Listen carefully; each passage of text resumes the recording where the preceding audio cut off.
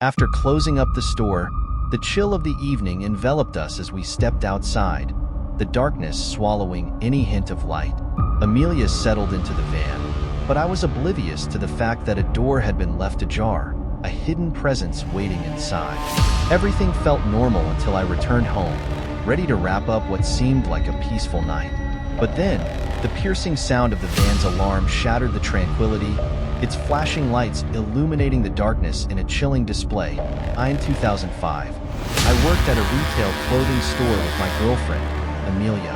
We were both 17 years old and tried to work as many shifts together as possible to maximize our time because she was still in school.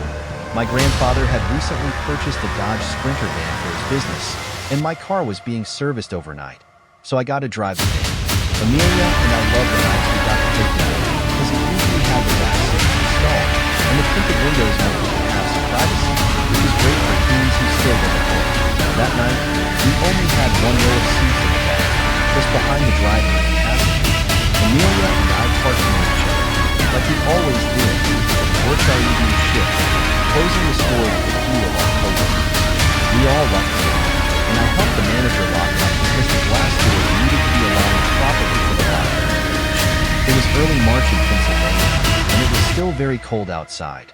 So Amelia usually started her car to warm it up and then sat with me as my car warmed up. When I got to the vehicles, her car was idle, and she was already in the van. I didn't even realize that I still had the keys and that I never unlocked the doors. She sat with me, chatting for a while, then sat on my lap, and we kissed in the front seats. However, we decided it was too late and too cold to have a little fun in the back. Every night, we drove home separately from work while talking on the phone. She usually got home first, and I stayed on the line while she walked up her long driveway in the dark. That night, for some reason, I made it home first, and I knew I had a lot of stuff to carry in. So when I was close to home, I told her that I would call her in a little bit. She asked me to stay on the line because she was almost home and didn't like walking past the dark bushes next to her driveway. I stayed on the phone and fumbled with all of my things I was carrying out of the van. I knew I locked and armed the van because as I was using the key fob to lock the vehicle, I dropped a few things while struggling to keep the phone to my ear. The motion lights illuminated the whole area, so I was able to see everything that I dropped. We both made it inside safely, and we decided not to stay on the phone because she had school in the morning. I began to doze off almost immediately in my bedroom. I lived with my grandparents, who built a house to accommodate my grandfather's aging parents suffering from Alzheimer's, my great-grandparents, so that they didn't have to go into a home. The driveway ran parallel to a daylight basement that had 2 garage doors, an entrance door, and the French doors to my bedroom. I was falling asleep as all of the motion lights finally turned off, and now my room was completely dark. It wasn't even 20 minutes later when I was jarred awake by the alarm sirens of the van. All of the motion lights were on, and the flashing lights of the van's alarm were filling my room. I left the key fob upstairs in the main part of the house, so I ran upstairs to silence the alarm in the kitchen. As I was grabbing the fob, my grandfather in his boxers, my great-grandmother in her nightgown, and I in my boxer briefs all met in the dark. My grandfather grunted as he saw me grabbing the fob, but what my granny said sent shivers down my spine. She basically asked why the hell I was running around outside at this time of night. I wasn't outside. I explained that I was sleeping, and she insisted that I had been outside making the van alarm go off. My great-grandparents' bedroom sits above the garage doors, looking down over the driveway and the van. I assumed she was confused. She has Alzheimer's after all. The goosebumps from her exclamation prompted me to grab a knife from the butcher block anyway, and my grandfather followed me with a baseball bat. We both walked outside wearily, in our boxers, into the cold but highly illuminated and loud dead of night. The van was still going crazy. The interior lights were all flashing, and I remember that specifically because I had never seen a car alarm do that. We silenced the alarm and started looking around. My grandfather said he thought a deer might have run out of the woods in the dark and hit the van. I didn't say anything as we investigated. When I reached the back of the van, I noticed the door was wide open. That explained the alarm. The van has a feature that if the vehicle alarm is armed and a door is open, somehow from inside or outside, it alarms. But how? I had locked and armed it. That's when I realized the door was open from the inside. My blood ran cold. The door was open, so the interior lights were still on. I saw the empty space behind the row of seats, and there were wadded-up napkins in a chip bag. They weren't ours. Someone had been in the van with me the entire time. I must have left the van unlocked by mistake when I went into work, and that's how Amelia was able to get into the van without the keys at the end of the night. Was it a homeless person escaping the cold? Or someone with more sinister intent? What if I had gotten off the phone like I wanted to? If they had bad intentions, the fact that I was on the phone might have saved my life because Amelia would have raised hell if she heard me being attacked. I get chills every time I think about it. We didn't call the police because my grandfather was skeptical of my conclusion, but my gut tells me that I didn't drive home alone that night. When I was 11, my family of 6 decided to move from suburbia to a lovely rural bungalow. I have 3 sisters, aged 9, 12, and 18 at the time. We were all excited about the privacy and isolation of our new home. For once in our lives, we would have no neighbors and a large yard to play in. Our home had large picture windows, giving us a beautiful view of the farmland around us. My parents disliked curtains because there were no neighbors, and they collect dust, so we all figured, what's the point? The summer was so much fun there. Every morning, I would get up and take my dog for a walk around the woods in our backyard. I absolutely adored the feeling of being alone and enjoyed the freedom of all our new space. Fall eventually rolled around, and I continued my routine of walking my dog both in the morning and after school. I remember one morning while walking my dog, I began to feel uncomfortable. I was alone in the woods. There was no one around, but I still felt as though I was being watched. I had shivers down my back the entire walk, and for an 11-year-old, I just felt really strange. My dog was acting weird too. I kept trying to go farther into the woods, but she kept trying to pull me towards our shed. The shed rested at the very back of our yard, on the edge of the woods, where the trees thinned out quite a bit. I didn't like how I was feeling, so I took my dog and brought her back to the house and went on with my day. Days went by, and I just couldn't seem to shake this feeling of being watched, especially when I was in my bedroom, which had a huge window overlooking our backyard. The view of the woods that I had previously loved was beginning to scare me. I assumed it was just because it was fall, and the forest started looking kind of gloomy. I guess I started having nightmares about waking up in the middle of the night and seeing the figure of a man in our backyard. Weird things kept happening around our house. We all suddenly noticed that we were eating things like bread a lot quicker. Every morning, half a loaf of bread would be gone, and my parents attributed this to their hungry, growing children. One evening, I woke up and heard noises coming from our family kitchen, which was just down the hall from my bedroom. It sounded like someone had come home, and I assumed it was my oldest sister. The only thing that was strange was that her footsteps sounded a lot heavier than they usually do. The noise stopped very quickly, and I was able to fall back asleep. In the morning, my mom asked me and my 2 sisters, the 9-year-old and the 12-year-old, if we had woken up last night to make food. We all said no, and then I asked if it was my oldest sister. My mom told me that she stayed at her friend's house last night and then thought it was probably the dog making noise. I knew better than that, though. I was terrified. I knew I had heard unfamiliar footsteps that night. I had a lot of trouble sleeping. I still felt like someone was watching me. Eventually, I fell asleep but woke up around 2:30 a.m. again. I heard noises in the house. It was the same footsteps I had heard before. I stayed in my bed, feeling paralyzed. I rolled over and faced the window, hoping that if someone came into my room, they'd think I was asleep. The noises stopped, and I closed my eyes as hard as I could. I told myself I was just imagining things and that monsters aren't real. About an hour must have gone by, and I eventually opened my eyes. When I looked out the window, I swear to God I could see a man standing in our backyard, watching our house. I was terrified enough that I didn't move at all, and eventually fell asleep again. I was so relieved to wake up alive that morning, but I was still terrified of our backyard. I ran into the kitchen to tell my mom what I saw, and refused to walk the dog. I'm not sure if she really believed me at the time, or thought I was having night terror hallucinations, which I did have quite often when I was younger. I went to school that morning, feeling anxious all day. The last thing I wanted to do was go home. When I did get home, I saw police vehicles surrounding the house. They had dogs with them, and were searching our yard.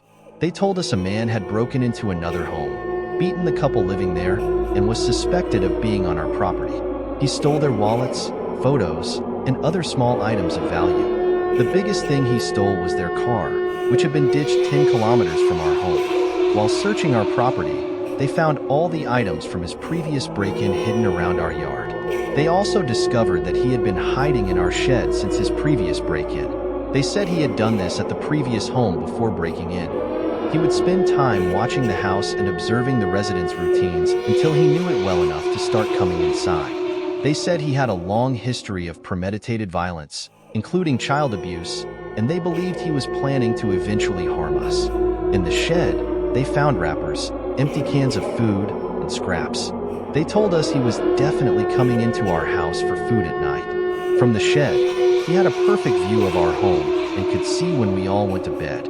Although they searched our house and property with the dogs, they didn't find him. After that day, I realized that if you feel like you're being watched, you probably are.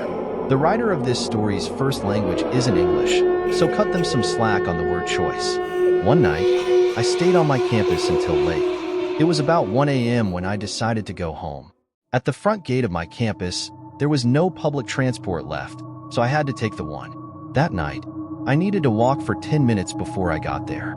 The path I had to take had no street lights, so it was dark. In the middle of my path, there was a woman I knew about. She lived near my boarding house. I had seen her around the area a couple of times. It seemed like we were going the same way, so I didn't really think much about it at first. But then she looked over her shoulder and walked a bit faster. The next thing I knew, I was left alone. After I finally arrived at Main Street, there was a bus parked at the side of the street, waiting for people to board it. As soon as I got onto the bus, I noticed that the same woman as before was on the bus too. She looked terrified when she saw me and then changed seats, moving further away from me. I realized she probably thought I was a stalker. It was funny for me until I realized that I would get off the bus at the same stop as her, and she might really think I was stalking her. I was confused. After all, what could I do? Should I try to talk to her and say, "Hey, I might be big and scary, but I'm just a normal college boy who lives in the boarding house near your house?" But that would be awkward, so I decided not to. Finally, I got off the bus and yes, she got off too, of course. My boarding house is located in a private housing complex, so to get there, I needed to walk through a small alley. That night, the alley was very dark, and that woman was running in a hurry towards the alley because she thought I was after her. I walked slowly, thinking that if she didn't see me right behind her, she might feel safe and let all of this go. I was very wrong. Just when I was about to go into the housing complex, there she was, looking terrified and started screaming at me. I really didn't know what to do, so I approached her and told her to calm down. I was right about to explain everything when she took out a kitchen knife from her bag. The situation intensified quickly. I jumped back and told her that I was not a stalker. She didn't believe me and came at me with the knife. I was about to run when a boy who lived in the same boarding house as me passed us. He obviously knew something wasn't right, so he approached us and told the woman, who was confused as hell, that I lived in the boarding house. I then apologized to her, but she was still upset and left, looking at us with her judging eyes. When she walked out, I made sure she was far from me before I finally thanked the guy who saved me and told him everything. He laughed at me, but I couldn't laugh. I just had a knife swung at me, and it scared me. So, yeah, to the woman who lives near me, I'm not a stalker, and I have no intention to stalk you whatsoever. Please don't think of me as a bad guy who followed you home. The other night, I was a college-age male in my first semester of freshman year at a state university.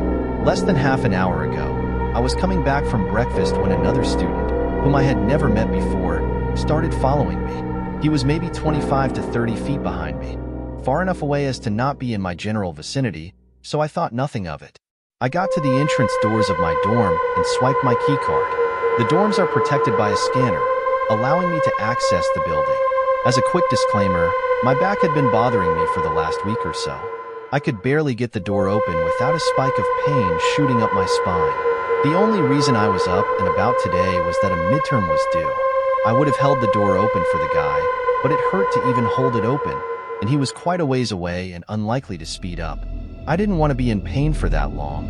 A dick move, I know, and evidently, he thought so too because as I let the door shut behind me, I could see in the window to my right his reflection, his head lurching forward, eyes widening in disbelief as if to say, "You really just did that?"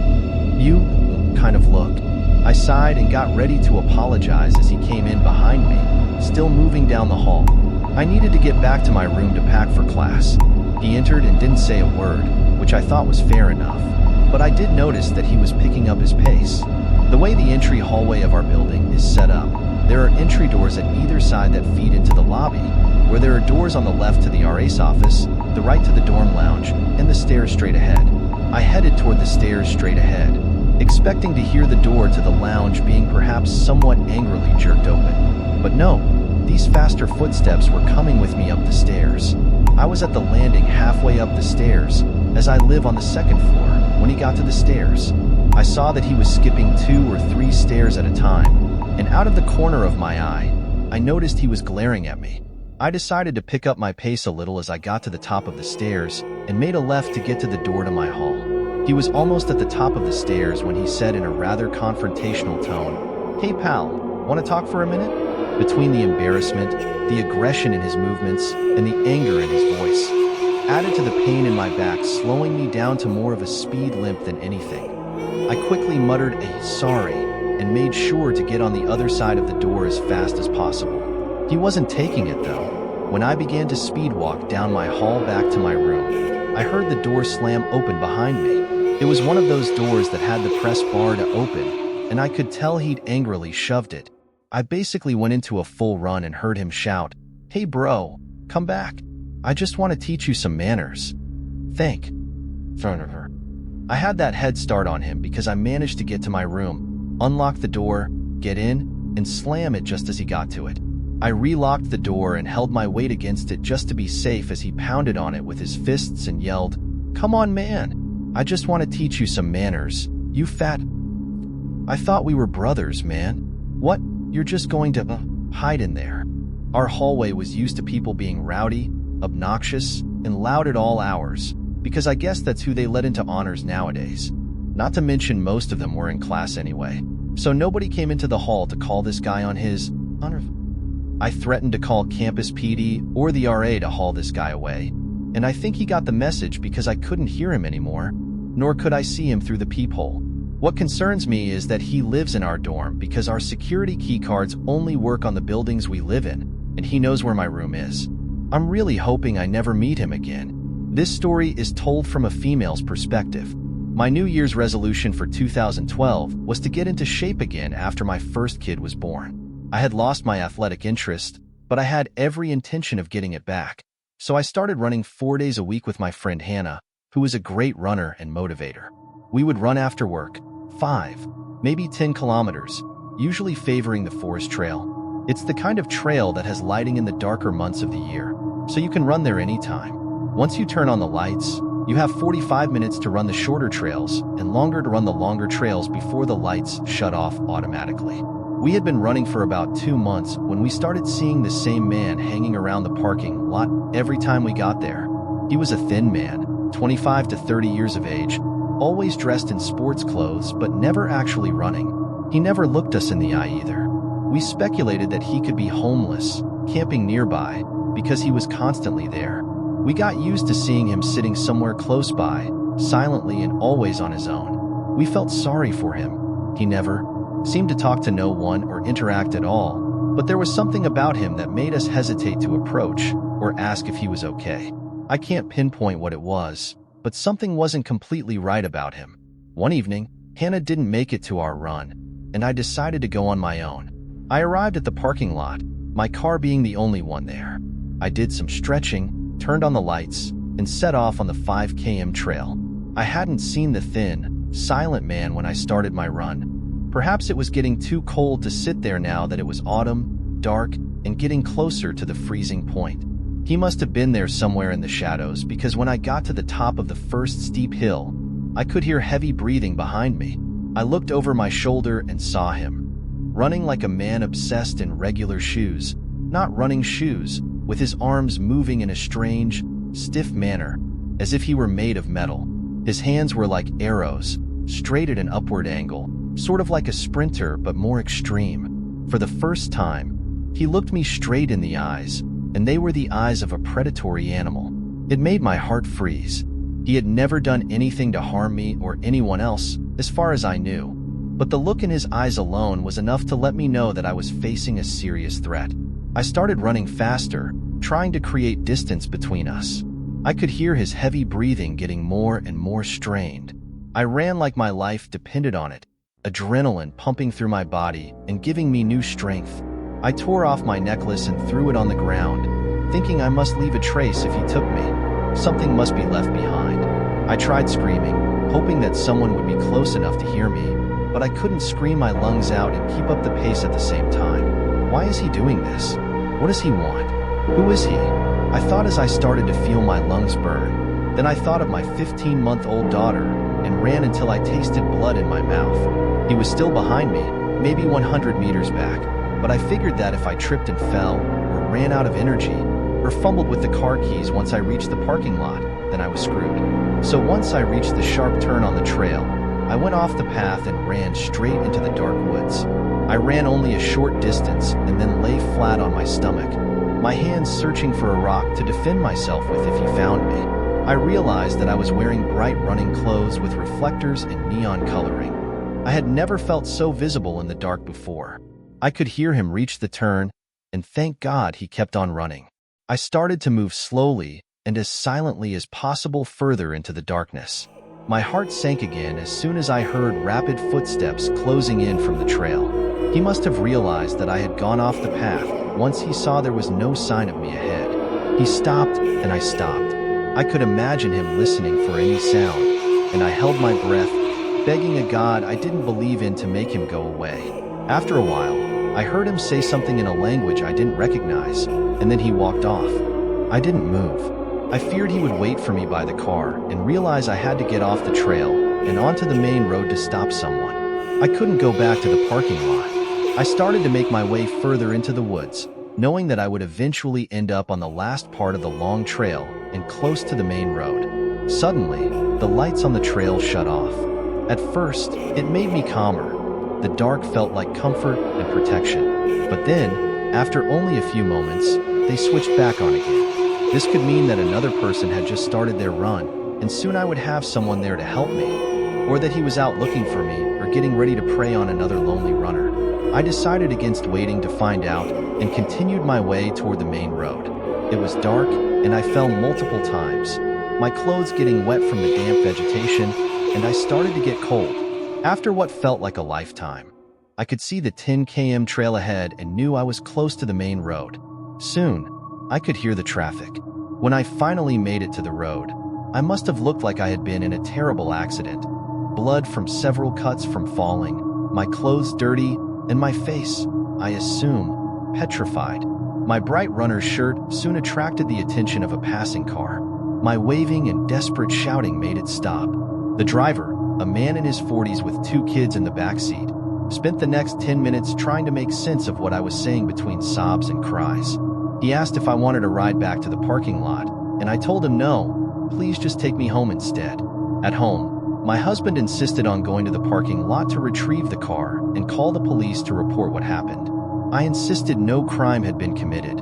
I just knew he was out to get me. My husband went back for the car, but when he arrived, he found the driver's side window smashed and my phone was gone. So was the photo of my daughter that I had hanging from the mirror. I don't know what he was trying to do or why he chased me the way he did, but the look in his eyes left no doubt that he had bad intentions. Hey everyone, I hope you enjoyed the video. I wanted to put something out that was a bit longer for you guys. I'm sorry if you've heard these stories before. I recorded them originally right after they were posted, but I couldn't upload this video until I had all the stories done. Regardless of whether you've heard them or not, I hope you could still appreciate the video. Anyways, I wanted to address a lot of you who keep asking where my old videos have gone, mainly the stalker ones like 1 through 11. I think they were taken down to protect my channel from any potential issues. In most of these old videos, I have permission from the authors of at least 2 of the stories I used. I've had over 10 videos taken down, so that's at least 20 stories removed from my channel. I was wondering if you guys wanted me to take the old stories from the removed videos that I do have permission to use and re-narrate them in one long video of all my old stories. The only issue with that is, if you've listened to my old videos before, you will have heard these stories. Please let me know in the comments what you think of this. It's going to be really time-consuming, but I want to know your thoughts. As I went through those terrifying moments, I realized that not only I, but also many others could become victims in similar situations. We can never truly know who might be watching us from afar, or who might be silently following our every move. That's why I decided to share this story, not just to raise awareness for myself, but to remind everyone of the importance of vigilance and self-protection. Stories like this are not just personal experiences. They serve as reminders of the dangers that exist around us. I hope that my story will help at least one person realize they are not alone and that they should always prioritize their safety. If you found value in this story, please like, comment, and share this video so that others can hear it too. Don't forget to subscribe to the channel so you won't miss out on more chilling tales I'll be bringing you. Thank you for listening, and always stay safe.